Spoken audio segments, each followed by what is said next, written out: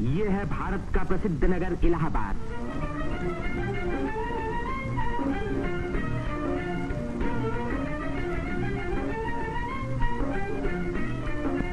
यहीं पहल उत्तर प्रदेश में एक विश्वविद्यालय की स्थापना हुई। इसी वजह से ये नगर उत्तर प्रदेश की शिक्षा और सभ्यता का केंद्र माना जाता है। पंडित मदन मोहन मालवीय, पंडित गोविंद वल्लभ पंत और अनेक प्रतिभाशाली व्यक्ति इसी विश्वविद्यालय की देन हैं, जिन पर आज देश को गर्व है।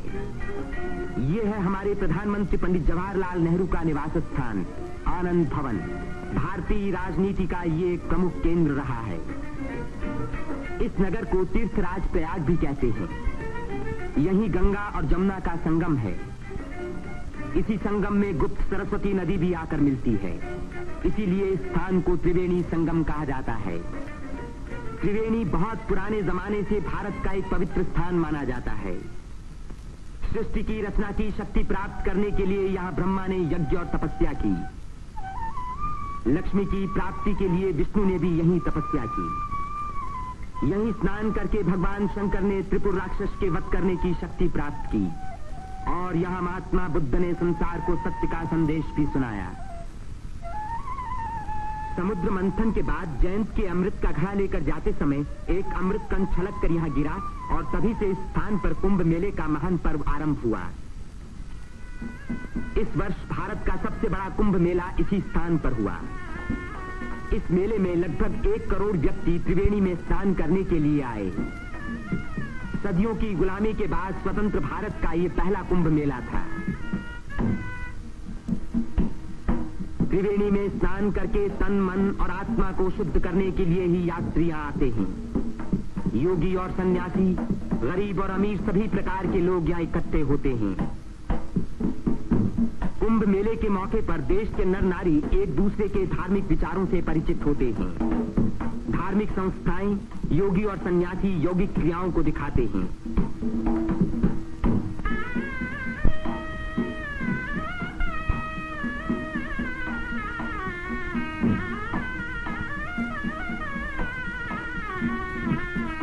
धार्मिक विचारों पर तर्क वितर्क होते हैं और देश के गौरवपूर्ण प्राचीन रहस्यों का उद्घाटन होता है। यहाँ के सुंदर दृश्य प्राचीन भारत की महत्ता की याद दिलाते हैं।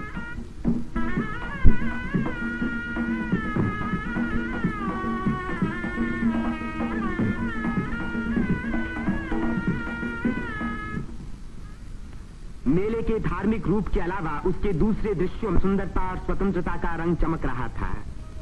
रंग बिरंगी चूड़ियां, देवी देवताओं की मनमोहिनी मूर्तियां,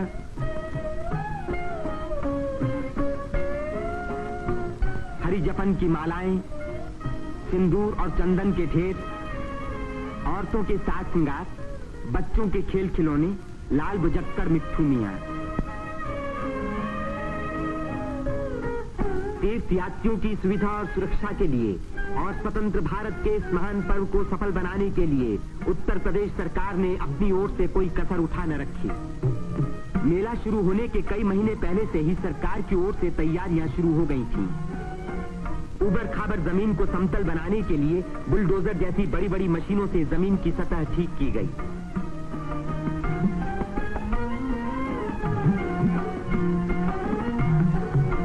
गंगा जी ने अपना किनारा 15 से 30 फुट गहरा काट दिया था, जिसके कारण यहाँ स्नान करना असंभव था। बुलडोजरों ने इन किनारों को सपाट बनाया, जिससे तीर्थयात्री यहाँ सकुशल स्नान कर सके। जिस काम को 1000 आदमी 3 महीने में खत्म नहीं कर सकते थे, उसी को 6 बुलडोजरों ने 15 दिन में पूरा कर दिखाया।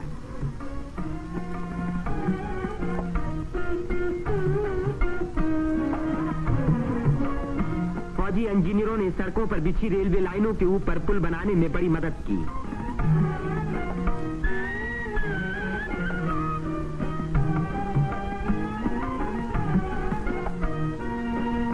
इससे रेलों के आने जाने के समय भीड़ सड़कों पर कभी न रुकी, बल्कि लगातार त्रिवेणी की ओर बढ़ती रही।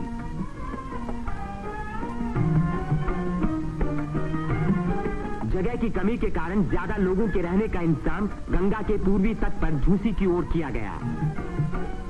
वहां से शेष मेले तक आने के लिए भारतीय सैनिकों और उत्तर प्रदेश सरकार के सार्वजनिक निर्माण विभाग ने पीपों के 6 पुल बनाए।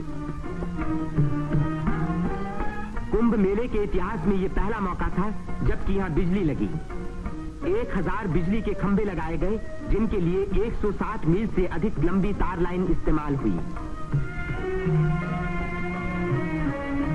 उत्तर प्रदेश के स्वास्थ्य विभाग ने यहां सफाई का बड़ा अच्छा बंदोबस्त किया। चारों तरफ मशीनों से लगभग 250 मन डीडीटी का भारी छिड़काव किया, जिसके कारण मेले में मच्छरों व मक्खियों का नामो निशान बाकी न रहा। मेले के आरंभ से ही सरकार ने हैजे के टीके लगवाने का प्रबंध किया। यात्रियों को सलाह दी गई कि वे मेला क्षेत्र में आने से पहले टीके लगवा लें। कदाचित इसी व्यवस्था के कारण मेले के मौके पर कोई भी रोग नहीं फैला।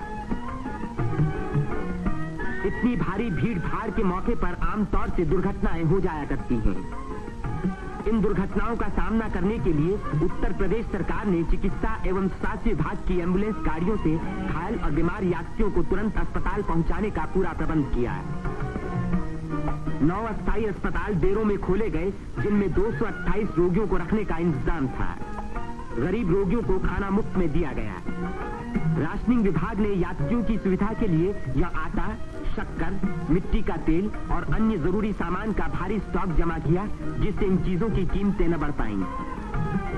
इसी प्रबंध के कारण हर व्यक्ति को सस्ते मूल्य पर अपनी इच्छा का खाना मिल सका।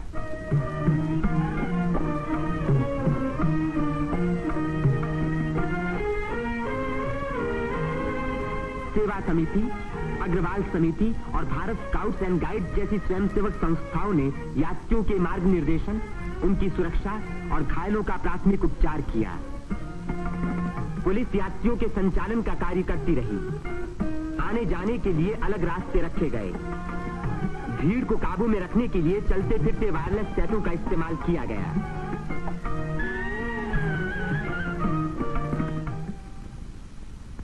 भूले भटके लोगों को खोज निकालने और उनको उनके घर वालों तक पहुंचाने का खास इंतजाम किया गया।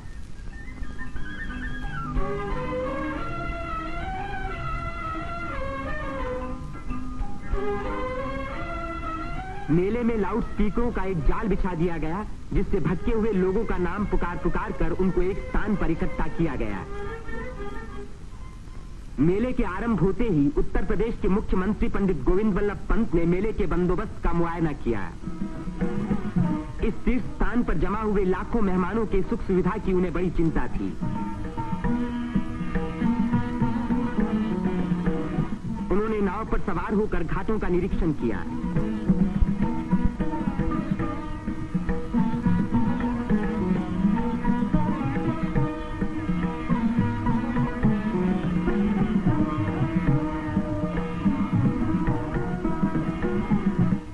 पीपे के पुलों को भी देखा।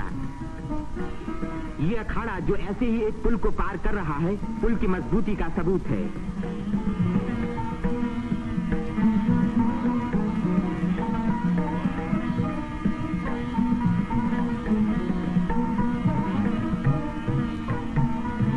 हमारे प्रधानमंत्री पंडित जवाहरलाल नेहरू ने भी मेले के इंतजाम का निरीक्षण किया। वे सड़कों पर घूमे और पुलों पर भी गए।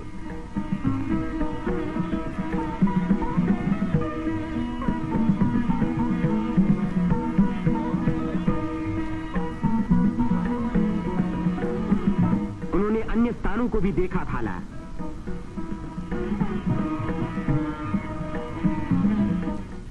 भारत के अन्य लाखों व्यक्तियों की भांति हमारे राष्ट्रपति श्री राजेंद्र प्रसाद ने भी त्रिवेणी में स्नान किया। इस दिन अपार जन समूह यहां इकट्ठा था।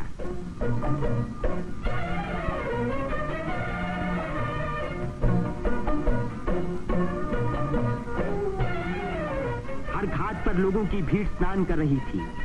उसमें नया जोश था और नई उम्मीदें थीं।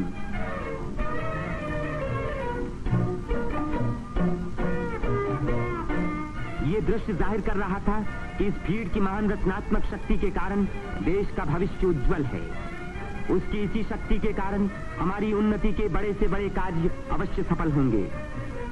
जिस स्थान पर मनुष्य और देवताओं ने यज्ञ किए और भविष्य का संकल्प किया, उसी स्थान पर इन नर नारियों ने आज भारत को फिर से बलवान और सुखी बनाने की प्रतिज्ञा की और भारत की स्वतंत्रता को अमर रखने के लिए अपने शरीर में एक नए प्राण को जन्म दिया।